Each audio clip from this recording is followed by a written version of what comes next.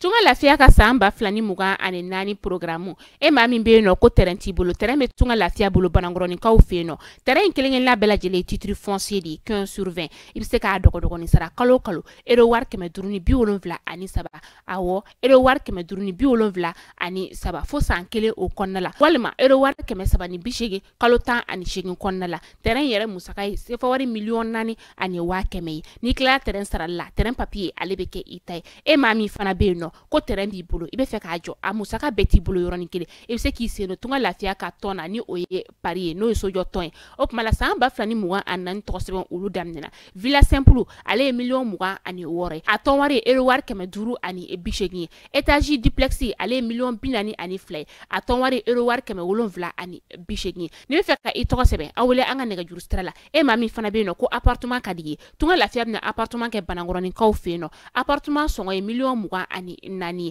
ibisa ale fana dogo ni sara ero war keme wolonvla ani mugan fo san nani o konnala awo san nani tunga lafiya nana tunga range ulu lafiya likama op mala anga nega juru sira ayo bamba 00223 72 18 42 47 walma 00336 41 94 03 80 tunga lafiya ka lanyini e femi malende munu sigleme jamana ko ka o beka se ka so kelengelen soro ba maliba ali konnala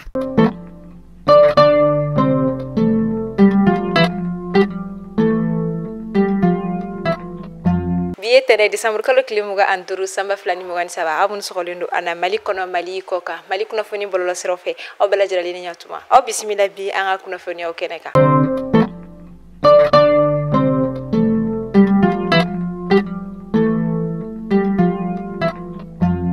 kuna fundam nela ina fo bela jira lima kalama to gomina biye Desember kalo kilimuga anduri samba flani mugan saba ni odo in koni mebe no weli doni mani o koni ambelima kirchena ka o koni ka seli ba donye ama fo aiwa ala ka seli time ko yumandi anu bela jira lima o joyeux Noël o ka do wucha manke anga jamana ni ndomba ko fale kon nala ala ka sanche mayira akele na bela jira lina ala kala yunu bela jira lin sabati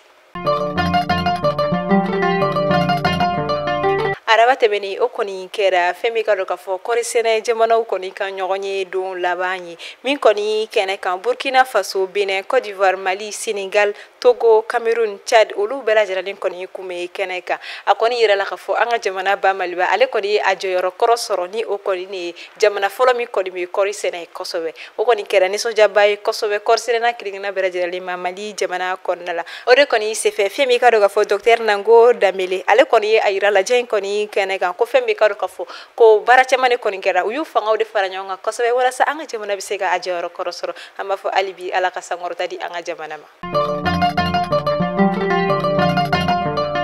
ni wakati ina koni jenyo ya mime anga jamana ani Algeria jamana ni nyonche o koni nga gelen kosobe kadaka katemeni kuma nyonya temelun koni ina fo bela jira lima kalama Algeria jamana koni femi ka do ka fo anga jamana rebel koro ani femi ka do ka fo accord d'Alger koni signé baga koro wele fuka fara imam Mahmoud Diko kan kata Algeria jamana kono kasoro ama anga jamana fama foi koni la kodonia okola min koni sinfe anga jamana nyema uye Algeria ambassadeur wele ka nyingalike afa wala sabse ka nyafolike unyana to gwamina ko fe Algeria jamana nyama fene anga jamana ambassadeur mi ko mi Algeria ko fene wele ka nyafolike unyana nga o ko makabani kuna fornyo ya ira ko jumate be Desember kalo klimu ga an fla sama flani mu gon saba Algeria jamana ko ni wele bla aga la sigide mi anga jamana ko nala ni o ambassadeur ore ko ni no gini fe aga jamana fa mo fana anga ambassadeur mi Algeria jamana ko no o wele ko o ka sigi ko kon me o yorola ama fo alibi alaka basignati anga jamana ko nala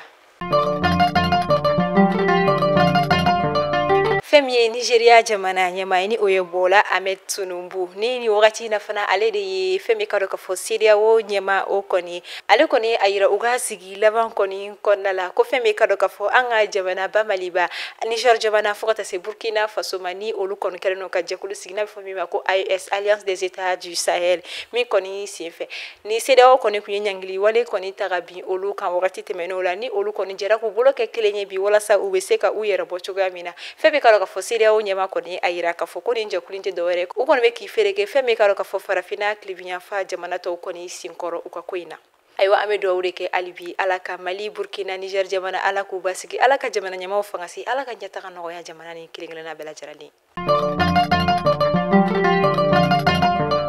Femi ka ka fo Mali Actu ale ni femi fond d'appui au moteur du changement ni oye famoke olu ka bolo di nyogoma koni konnala usera ka projet do koni sigika 5 ans mi koni me femi ka ka fo malien chifina ka koni fara nyonga ka formation ke u kuna femi na ke ikaro ka fo audiovisuel numérique koni ka ni otedore ka femi ka ka fo formation ke u kuna désinformation o koni sanfe kuna foni kolomunu koni metari temetebe bololo sira sanfe ka nyefol ke uye wala sa femi ka ka fo ferepse ka sorla ari damise ka siri o konna femi ka ka fo ni bara ngoni bolo de la cabinet février kalo temene kana bla fo juillet kalo temene na samba fla ani muga ani saba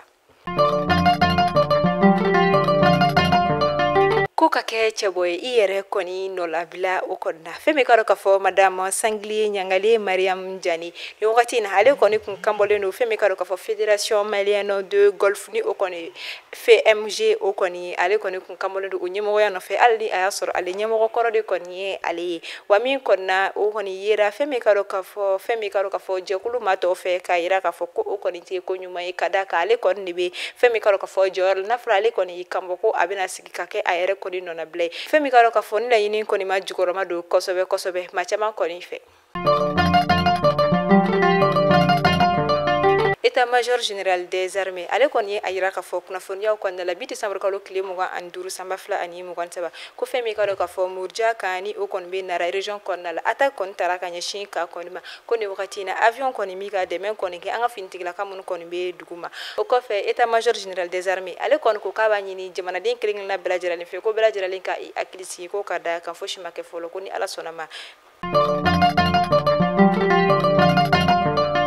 bi nɛgɛ kaɲɛ 15 sanga 30 wagati ka sanga ni an ka famaw kɔni ka patrouille dɔ kɔni min kɔni kɛra Bajangara dugu kɔnɔna la fɛn min ka dɔn k'a fɔ Seydou Nantume Amadou Nantume Ambo Wologem Yusuf Nantume ni ninnu bɛɛ kɔni ye fɛn min ka dɔn k'a fɔ yɛrɛtangalaw ye ni an k'olu ma ko chasseur groupe auto défense Dana Ambasagu minɛkun kɔni ma kɛ dɔwɛrɛ fɛn min ka dɔn k'a fɔ Seydou Nantume ni ale kɔni ye fɛn min ka dɔn k'a fɔ agression kɔni ta ko o ɲɛsin fɛn min ka dɔn k'a fɔ garde Umaro Kulo ko o kɔni ma matɔ kɔni ta kɔni tɛ dɔwɛrɛ ka da kan ko fɛn min ka dɔn k'a fɔ maramafɛnw kɔni bɛ u bolo ka sɔrɔ a yamaruya tɛ olu bolo o kɔni na fɛn min ka dɔn k'a fɔ marifa 8 kɔni sera ka minɛ u la ni 6 kɔni b'a la ni o ye PM kɔni ye o kɔfɛ 1 b'a la ni o kɔni ye fusil semi automatique o kɔfɛ 1 wɛrɛ b'a la ni o kɔni ye pistolet automatique wa o kɔfɛ chargeur 17 ni o kɔni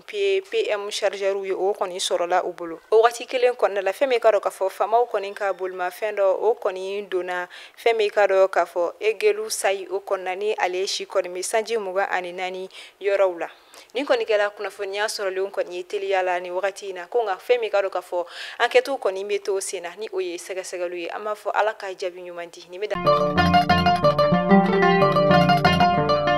an bɛ taa kɔkan kibaru la an bɛ taa Côte d'Ivoire jamana kɔnɔna la fɛn min ka dɔn k'a fɔ produit sisi ɲɛmaa kɔrɔ ni o kɔni ye Tijani Cham ye ni wagati in na ale kɔni ta la kɛ parti démocratique de Côte d'Ivoire ni o ye PDCI ye wala fɛn min ka dɔn k'a fɔ congrès kɔni senfɛ min kɛra Yamoussoukro décembre kalo tile 23 tɛmɛnen sanba fila ani 27 ni wagati in na ale kɔni bɛna kɛ PDCM ɲɛmaa sabanan kɔni ye kabini a dayɛlɛ la ka da kan a ɲɛmaa fɔlɔ kɔni tun ye Félix Houphouët-Boigny ye ni o kɔfɛ Ari Kona Bédié kɔni sigila ni wagati in na fɛn min ka dɔn k'a fɔ Tijani Cham ale de kɔni bɛ o nɔ la Tijani Cham ni ale si yɛrɛ kɔni bɛ san 60 bɔɲanko a kɔni sera kobaw caman na jamana kɔnɔna la ani jamana kɔ kan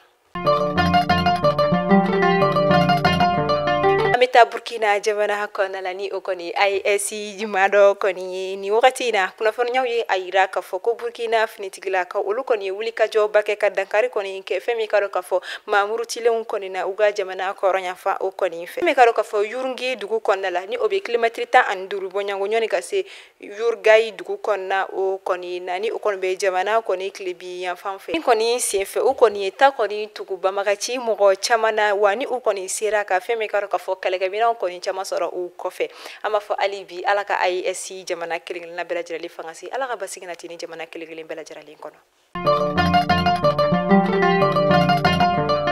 kunnafoni kuncɛla bi an dusuma kasayalen no fɛn min ka dɔ ka fɔ audiovisuel malien kɔni bibi na olu kɔni be sanga bonda la fɛn min ka dɔ ka fɔ Amadu Konate ni ale kɔni kun ye communicateur kɔni ye ni a ye baara kɔni kɛ i ka dɔ ka fɔ office de radio de télévision du Mali ni o kɔni ORTM ye a ka carrière fanba kɔnɔna la min kɔni kɔfɛ a kɛra animateur kɔni ye émission culturelle dɔ kɔnɔna min kɔni lakodɔnnen do kosɛbɛ o kɔfɛ a kɔni kɛra maître de cérémonie ye fɛn min ka dɔ ka fɔ cérémonie officielle la minnu kɔni be organiser état malien kɔni fɛ kunnafoniyaw ye a yira ka fɔ kunungo kari décembre kalo tile 24 ala kɔni ye ale ka kalifaw minɛ ale la ka sito san 65 bɔɲanko an b'a fɔ ala ka hinɛ kɛ banbagatɔ la ala ka a dayɔrɔ nɛɛma minnu be a kɔ ala ka alu sɔn sijan ani kɛnɛya la ala k'an fama ni n'a ɲɔgɔnna caman ma